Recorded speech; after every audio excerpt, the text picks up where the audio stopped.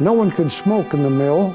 The mill, when it was burned in 1895, had very strict rules about that.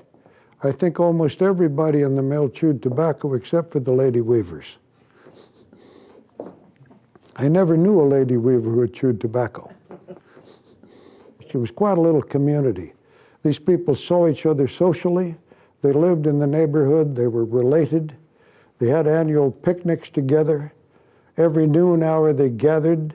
The workers put up their own money. The mill matched it, and they built a horseshoe shed. Horseshoe was a big thing in those days, particularly in the mill.